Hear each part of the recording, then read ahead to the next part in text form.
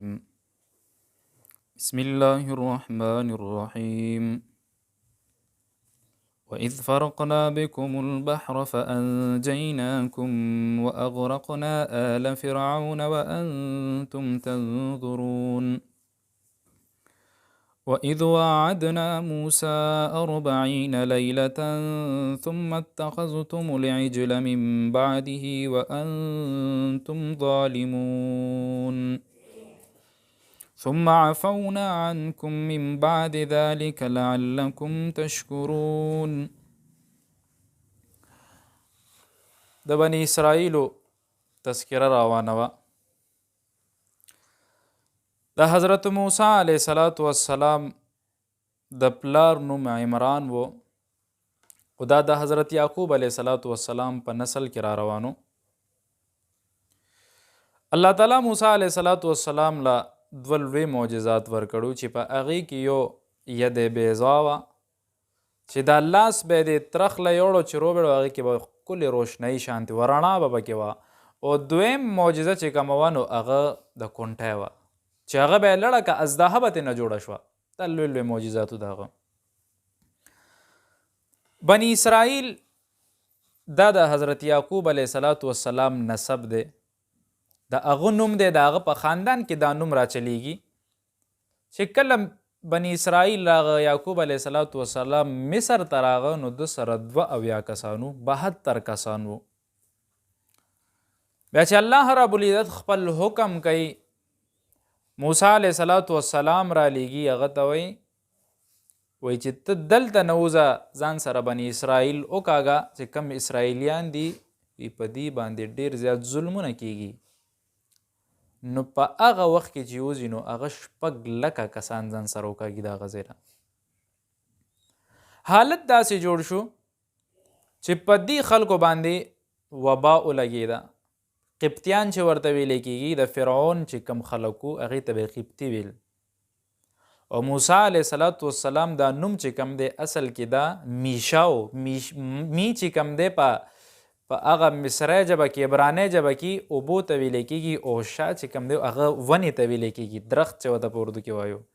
موسی علیه السلام اوبو یوړو، د هغه ونې لاندې هغه صندوق ایثار شو، بکس ایثار شو، او د هغې چې کم هغه نوکرانو خادمانو هغې راواخیسته. د رب دې قدرت نظارېږه چې موسی علیه السلام د قتل منصوبې د وجې نه مصر کې هغه قتل عام شروع کړی او ځوانان به یې قتلول.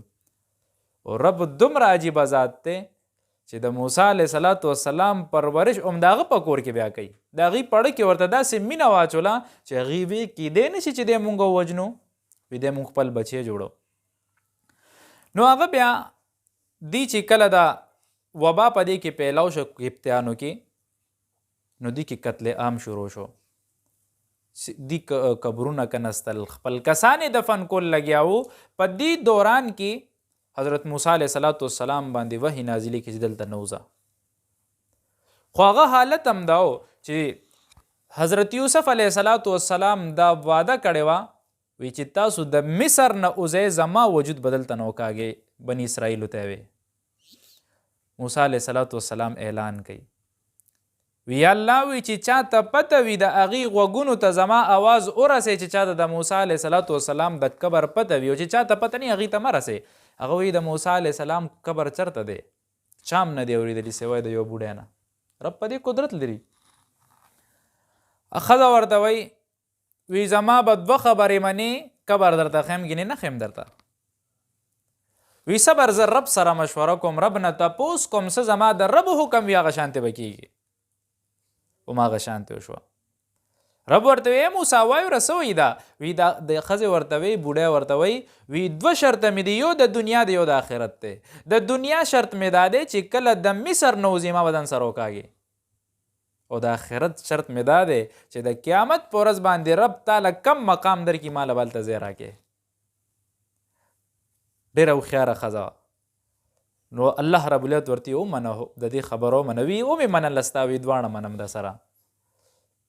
ورته وی د دې چې کم دریای نیل دی، دریای احمر هم هغې ته ویلی کېږي، وی د دې په منځ کې یو تابوت پروت دی، بیا د حضرت یوسف علیه السلام قبر دی.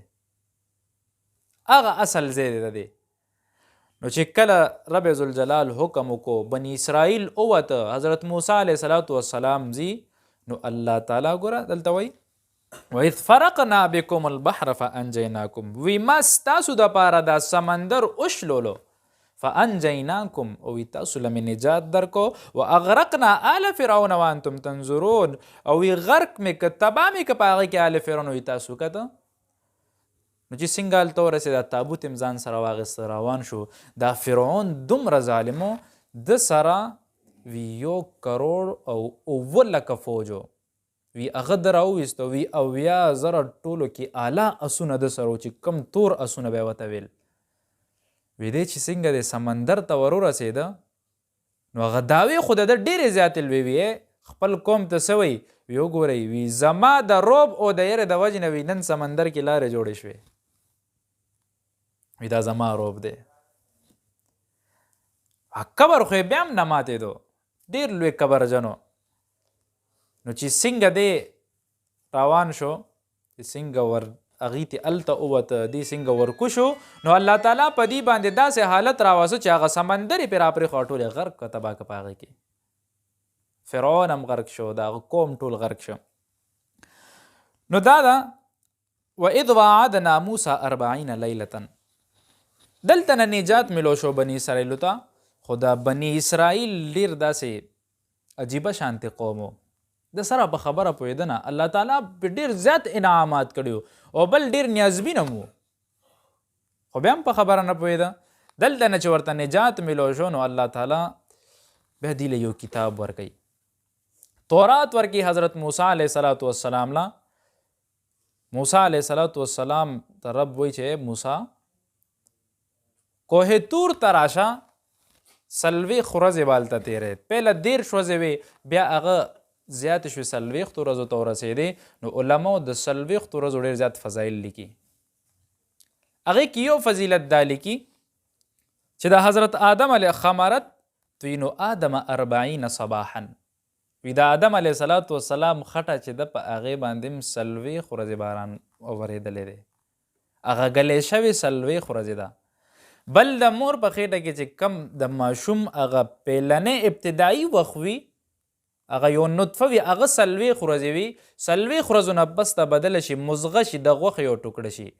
بیا د هغه 40 ورځو نه پس ته هغه یو وجود وله ورکړی شي، د هغه 40 ورځو نه پس ته بیا هغه ته روح ورکړی شي، ساه ورکې ورکړی شي. علماو د دې نه صوفیه دا هم هغسې ده چې 40 ورځو کې د انسان حالت بدلیږي. د هغې نه دا چله راویسي چې څوک تبلیغ کې لاړ شي 40 ورځې، نو د انسان حالت بدل شي. نو د 40 ورځو ډېر زیات فضیلت دی. موسی علیه السلام کوه تور ته دې 40 ورځې هلته تېرې، الله وله تورات ورکو، په تختو باندې ورکو، خبرې ورسره وشوې. او بل د شپې هم ډېر زیات فضیلت دی. د شپې فضیلت دا دی چې کله یو کار د انسان ودرېږي، ځکه مونږ خو دا کلام هم چې وایو، وظایف هم مونږ وایو، نو مونږ محض د دې دپاره وایو چې د دنیا کار هم ودرېږي، د خدای د رضا دپاره نه وایو. کله په یو کار کې ګیر شو نو موږ به قرآن ته هم ډېر کینو، یو پریشانی را باندې راشي نو موږ به دومره کینو چې یاره تهجد به هم شروع کو، نوافل به هم شروع کو، وظایف اوږدې اوږدې وظیفې به کوو. پهله به چې ته د جومات په لاره باندې نه تلو، په جومات کې که ورته وایې یاره د تهجدو په ټایم کې به جومات ته ځې او هلته به وظیفه کوې، نو بیا هغې ته هم ناستې. ولې؟ په دنیا کې ګیر شو، پریشانۍ کې مبتلا شو. موږ د قرآن مجید دا وظایف محض د دنیا دپاره خاص کړي دي، د الله رضا دپاره هم نه دي خاص کړي چې الله پرې راضي. ګورئ که خیال هم کړی وي موږ په د دنیا یو معمولی شانتې بادشاه د یو ملک بادشاه که هغه سره یو بنده ملاقات کول غواړي، اول خو هغه دپاره پلیننګ کېږي، داسې په اسانه نه کېږي. یاره زه وزیر اعظم سره ملاقات کوم، پلیننګ به کوم. څه پلیننګ؟ یاره مال لږ ټایم په کار دی، پلاني ته سفارش وکړه، ډنګلي ته وکړه، یاره ډېر خلک سفارشان پکې راشي. د دنیا نظام هم داسې دی چې څنګه په دې مخکینی آیاتونو کې تیر شو، الله تعالی فرمای واتقوا یوما لا تجزي نفس عن نفس شیئا ولا يقبل. د دنیا د سفارش 4 قسمه دي. یو سفارش پکې دا دی چې یو سړی وي یاره زه به د سفارش وکم، زه د ذمواري اخلم، یو دا سفارش دی. دویم چې کم دی نو ځان له به یو د هغه د عهدې نه بره سړی ګوري، یاره د دې ناستې د ده د عهدې نه به بره څوک یاره چې هغه د سفارش وکړي دی بیا د هغه نه انکار نشي کولی. دا د دنیا اصول دی. دریم اصول دا دی یاره څه تحفه به وله ورکړه ما به هم پرې خوشحاله شي دا کار به مې وکړي. که دا درې واړه کاره ونه شي نو موږ په دنیا کې بیا څه کوو؟ احتجاج شروع کړو، ځان سره خلک راجمع کړو، به د دې سړي مخالفت شروع کړه ځکه دی ما سره نه ودرېږي، زما خبره نه اوري. دا د دنیا د څلور اصول د سفارس، دا د آیات نه ثابتېږي. نو موږ د هغه سفارش دپاره مخکې کسان ګورو چې یاره زه وزیر اعظم سره ملاقات وکم، داسې لوی عهدهدار سره ملاقات وکم، خو چې بیا په عمرونو کلونو پس د هغه ملاقات وشي اوهو پلانې وي یاره دا خو د وزیر اعظم ډېر خاص کس دی، دا خو د بادشاه ډېر خاص کس دی، هغه سره ناست و. بل خو دا هغه هم ویلي چې زما خاص سړی دی او ما ده سره یو څو خبرې مو کې، سړی په جامو کې نه ځای کېږي. دا یو څو خبرو د وجې نه دې سړي ته څومره لوی تقویت میلو شي. نو چې زمونږ رب احکم الحاکمین دی، د بادشاهانو بادشاه دی، هغه مونږ ته وایي ما ورځ ګوره ما شپه ګوره کله دې زړه غواړي ما سره خبرې وکړه ما درته کلام یې ښی دی زما خبرې دي. نو هغه به په دې څومره خوشحالېږي. خو مونږ دا شاته غورځولی دی. ته مې وایي صرف د وظایفو دپاره یې کوو، یا که چېرته ماشوم پیدا شي نو د هغه د سر د پاسه قرآن تیر کو وي چې یاره په ده به نظر هم نه لګي او جادو به هم پې نه کېږي. یا که چېرته مړی وشي درېیمې پورې خلک راغونډو سپارې وله لاسونو کې ورکړو چې نیم ورته ایښي چې دا پې دموئ او مړي ته به ثواب میلاویږي. په هغې کې څوک بې ودسه ناست دي، څوک چې کم دی قرآن به نه ورځي. اوس خو بله ډرامه مې کتلې وه، قرآن ته ناست وم قرآن دې ویلی دی نه ولی وی ما ته چا ویلي تا ته به ثواب میلاویږي، بسم الله وایو په هر یو آیات باندې ګوته تېروه تا ته به دې ثواب میلاویږي. قرآن مونږ یو ګپ وګڼه، یو ګپ هم ترې نه جوړ کو. نو خبره مې دې پورې کوله چې موسی علیه السلام ته د تورات ملو شو. په دې کې احکاماتو بعض علما وایي چې معجزات هم پکې ذکر کړه. د هغه قوم احکامات چیرې دا قوم بس ډېر بېډنګه دی وخت تېر کو، دی به اوس د اصولو لاندې وخت تېروي چې تورات یې لاندې وروړی. اوهو قوم ګوري سامري بدبخته هغه یو بت جوړ کړی دی، د غوا بچی جوړ کړی دی او هغې نه اوازونه راوځي. هغې ته وایي بني اسرائیلو ته وي موسی هلته خدای پسې ګرځي، وي خدای دا دی العیاذ بالله. او هغه کمکل و، چا عبادت شروع کو چا ورته سجدې وکړي، چا بالکل انکار کو خلک یې منې کړ. درې قسمه ډلې جوړې شوې. یو ډله دا ده چې هغې انکار هم وکړو نور یې منې کول. دویم دا دی انکار خو یې ونه کو، انکار یې وکړو خو نور یې نه دي منې کړي. او دریم دا و چې هغې اقرار هم وکړو سجده هم وکړه. چې کم دې قوم کې ښه خلک وو نو هغې موسی علیه السلام باندې اعتراض دا کوي چې یاره تا خو 40 ورځې هلته تېرې کړي، ته وایې ما رب سره کلام کړی دی. مونږ به هله په دې کلام یقین کوو چې موسی مونږ رب سره خپله خبرې وکړو، رب وګورو، په دې سترګو یې وګورو. بره ورسره 80 کسان یې خپله وکته، هغې ځان سره روان که وخته بره کوه تور ته لاړه. موسی علیه السلام باندې د رب طرف نه یو تجلی راځي، څنګه دا رویزه راځي پکې اوچتېږي، د رب کلام کېږي. بیا هم دی وایي ای موسی مونږ دا اوازونه نه منو، رب کلام وکړو، د رب کلام دې ظالمانو اورېدو، مونږ دا نه منو، مونږ ته نر الله جهرتن چې بالکل واضح په خپلو سترګو باندې وګورو. ورته نه رب طرف نه تجلی راځي، ټول هلته مري. را پرېوته بېهوشه شو موسی علیه السلام رب ته یا الله وی قوم له بس جواب ورکوم، دی خو ټول لاړل، دی ستا د حکم نافرماني وکړه، الله ته واپس را ژوندي کړي. الله را ژوندي کړه، دوباره بیا قوم ته راغه چې قوم کې حالت ګوري بت پرستي شروع ده. هماغه د غوا بچي عبادت شروع دی، رب په هغې کې حکم نازلی. وَإِذْ وَعَدْنَا مُوسَى 40 لَيْلَةً او چې کله مونږ وعده وکړه موسی علیه السلام سره د 40 ورځو ثم اتخذتم العجل من بعده وانتم ظالمون، نو د هغې نه پس ته تاسو د غوا د بچي عبادت شروع کو. حال دا دی چې تاسو ډېر زیات ظلم وکړو. ثم عفونا عنکم من بعد ذلک، او بیا ما د دې نه پس ته تاسو معاف کوئ. دا چې کم ظلم هم کړو د دې نه پس هم ګوره رب معاف کړ. لعلکم تشکرون، د دې د وجې نه چې تاسو د الله شکر ادا کوئ. په هر حالت کې د رب شکر ادا کول پکار دي. ممکن ناشکره ماده ډېره زیاته شوې ده، هغې وجه ده یاره چا نه تپوس وکړي څنګه حالت دی څنګه دی، یاره غریبي مې ده هېڅ را سره نشته، خوار و زار یم، هر ټایم به خولې پورې خاورې مږي. څه غریبي دی دا؟ جامې خو ښکلې اغوندي، روټۍ به څلور ټایمه خورې، سهار غرمه مازدیګر ماښام ماسخوتن هر ټایم به خوراکونه کې. دا ستا فقر دی؟ دا خو خاني ده. نو د رب نه څه غواړې؟ بټن اوه پکې درته ولګي. د پخوانو بادشاهانو نه د ښکلی ژوند دی، ښکلی رڼا ده درته. بعضې علماو باره کې راځي وایي چې هغوی به کله مطالعې کولې نو وایي قافلې پسې به روان شو. بعضې وخت کې به پته ورته ونه لګېده، په میلونو مزل به یې وکړه، قافلې پسې به زه کتله چې په هغې کې به چېرته رڼا وه، اور به بل شی و، داسې څه نوره روشنایي به پکې بله وه. او موږ ته څومره سهولت دی. ناشکري مه کوئ، په هر حالت کې شکر ادا کوئ. که یو ټایم نه خورئ وی الله ستا لاک شکر دی چې وجود دې روغ را کړی دی. یا الله ستا لاک شکر دی چې تا ماله دومره ښکلی ژوند را کړی دی. یا الله ستا لاک شکر دا دی چې په دې امت کې د مسلمان پیدا کړی یم. دې لوی نعمت د الله شته. وَإِذْ آتَيْنَا مُوسَى الْكِتَابَ، او چې کله موږ موسی علیه السلام له کتاب ورکو. والفرقان، د کتاب نه مراد علما لیکي چې تورات دی، او فرقان نه مراد د دې معجزې دي. او یا تورات تی نه مراد دی او د فرقان نه مراد د هغې په حق او باطل منځ کې چې فرق کیدل دي چې یاره دا حق دی دا باطل دغه مراد دی. لعلکم تهتدون، د وجې نه چې تاسو ته الله هدایت درکړي. وإذ قال موسی لقومه، او چې کله موسی علیه السلام قوم ته وی انکم ظلمتم انفسکم، تاسو په خپل ځانونو باندې ظلم وکړو. باتخاذکم العجل، تاسو هغه د غوا بچی عبادت شروع کو. فتوبو الی بارئکم، پس تاسو توبه وکاږي هغه خدای ته چې کوم تاسو پیدا کړی. توبه څنګه وه؟